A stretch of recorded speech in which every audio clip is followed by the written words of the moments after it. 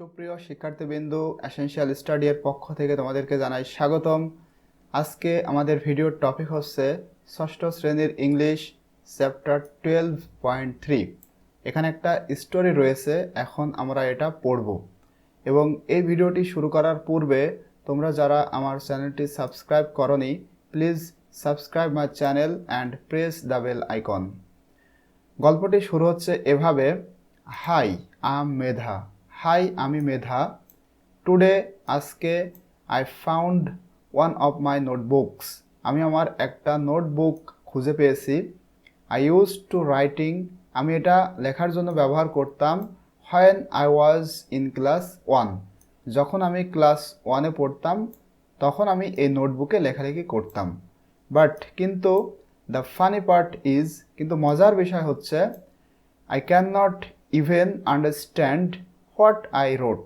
আমি বুঝতে পারছি না আমি কি লিখেছিলাম। অ্যাট দ্যাট টাইম, ওই সময়ে, I was learning to right.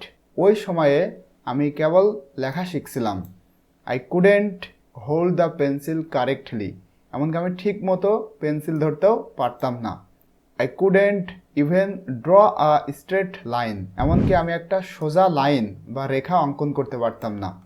It remind me of my childhood. এটা আমার শৈশবকালের কথা মনে করিয়ে দেয়। I just love to make doodles on my notebook. Doodles শব্দের অর্থ হচ্ছে হিজিবিজি বা কাটাকাটি লেখা। বলা হচ্ছে যে I just love to make Doodles. আমি এমন হিজিবিজি করতে ভালোবাসতাম অন মাই নোটবুক, আমার এই নোটবুকের ওপরে। এবং the wall of my room at that time. এবং ওই সময়ে আমি আমার যে রুম, সেই রুমের যে দেওয়াল, এখানে এমন ডুডলস করতে পছন্দ করতাম। My parents and teacher worked hard to teach me hand writing. আমার মা বাবা এবং শিক্ষক তারা কঠোর পরিশ্রম করেছে আমাকে হাতের লেখা শেখানোর জন্য। I did exercise a lot to improve my writing.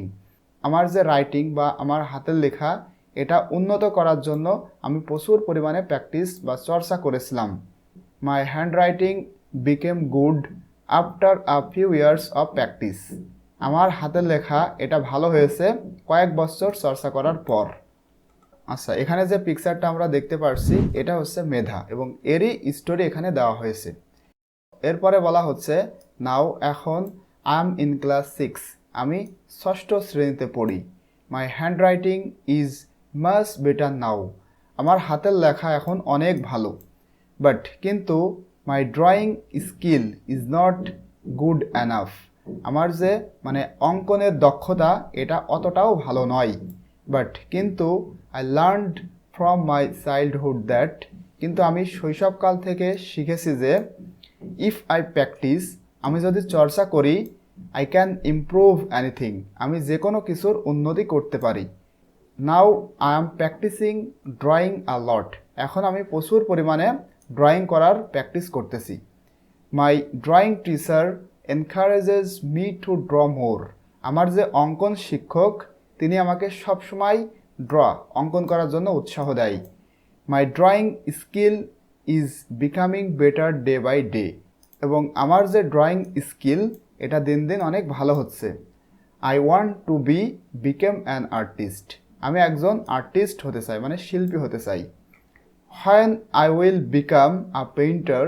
যখন আমি একজন পেইন্টার বা আর্টিস্ট হব, I will decorate my room with my painting.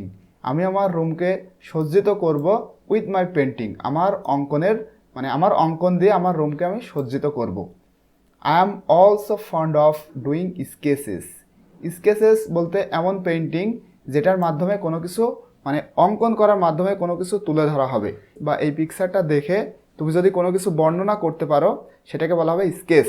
বলা হচ্ছে যে I am also fond of doing sketch. Fond of শব্দের অর্থ হচ্ছে ভক্ত। বলা হচ্ছে যে আমি আরও এই স্কেচ অঙ্কনের ভক্ত। I will draw a picture of my parents. আমি আমার মা বাবার একটা ছবি অঙ্কন করব। অ্যান্ড হ্যাং দ্যাট, এবং এটা ঝুলিয়ে রাখবো ইন মাই রুম, আমার রুমে। I will also draw pictures of my favourite teachers. এবং আরও আমার প্রিয় শিক্ষকদের ছবি অঙ্কন করব। And present this to them, এবং এগুলা তাদের সামনে মানে তাদের কাছে উপস্থাপন করব বা তুলে ধরব। But I am not good at sketching people, কিন্তু আমি মানুষের ছবি আঁকাতে খুব একটা ভালো না।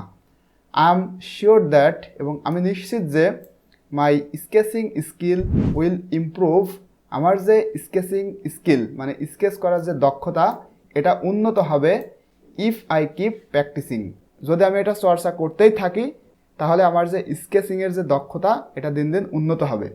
When I will be good enough at sketching, মানে যখন আমি এই স্কেচ অঙ্কন করতে খুব একটা ভালো হব, I will fulfil my wishes, তখন আমি আমার সব ইচ্ছা পূরণ করব। I also love to draw pictures of nature, এবং এছাড়াও আমি প্রকৃতির ছবি আঁকতেও ভালোবাসি। টুডে, আজকে, দ্য স্কাই ইজ ক্লাউডি, আকাশটা মেঘাচ্ছন্ন। ইট মে রেইন টুডে, আজকে বৃষ্টি হতে পারে। If I can capture the scenery in my drawing, যদি আজকের যে সিনারি বা দৃশ্য এটা আমার ড্রয়িংয়ের মধ্যে ক্যাপচার মানে ধারণ করতে পারি, ইট উইল বি ইন্টারেস্টিং, এটা অনেক বেশি ইন্টারেস্টিং মানে আকর্ষণীয় বা মজাদার হবে। সো এটা হচ্ছে এখানকার যে স্টোরি। এখন এখানে দেখা একটা নোট দেওয়া আছে, এই নোটে মেইনলি টেন্স সম্পর্কে তোমাদেরকে বলা হয়েছে। বলা হচ্ছে tense refers to the time, tense মূলত সময়কে নির্দেশ করে। When an action takes place, মানে যখন কোনো একটা কাজ সংঘটিত হয় সেটা কোনো না কোনো টেন্সের অন্তর্ভুক্ত হবেই, হয় সেটা প্রেজেন্ট, পাস্ট অথবা ফিউচার। এই জন্য বলা হচ্ছে টেন্স মেইনলি সময়কে নির্দেশ করে। অ্যাকর্ডিং টু টাইম, সময় অনুসারে দেয়ার আর থ্রি মেইন টেন্স, মানে তিন প্রকার টেন্স রয়েছে: the present tense, the past tense and the future tense. Present tense সম্পর্কে বলা হচ্ছে present tense refers to an action in the present, বর্তমান সময়ের যে কাজ সেটাকে নির্দেশ করে প্রেজেন্ট টেন্স। অ্যান্ড হ্যাবিচুয়াল, এবং এটা একটা অভ্যাসগত, অর এক্সট্রিমলি ট্রু অ্যাকশন, অথবা খুবই সত্য ঘটনা, এগুলো নির্দেশ করে present tense. The past tense refers to an action in the past, অতীতকালের যে কাজ এটা নির্দেশ করে past tense. And the future tense refers to an action that will take place in future, অর্থাৎ মানে ভবিষ্যৎকালে যদি কোনো একটা কাজ সংঘটিত হয় সেটাকেই বলা হচ্ছে ফিউচার টেন্স। অর্থাৎ আমি যদি তোমাদের একটু বুঝিয়ে দিই একবারে, সেটা হচ্ছে এই যে আমি এখন একটা ভিডিও করছি এটা হচ্ছে প্রেজেন্ট টেন্স, গতকাল একটা ভিডিও করেছিলাম এটা হচ্ছে পাস্ট টেন্স, এবং আগামীকাল একটা ভিডিও করব এটা হচ্ছে ফিউচার টেন্স। আশা করছি তোমরা এটা বুঝতে পেরেছো।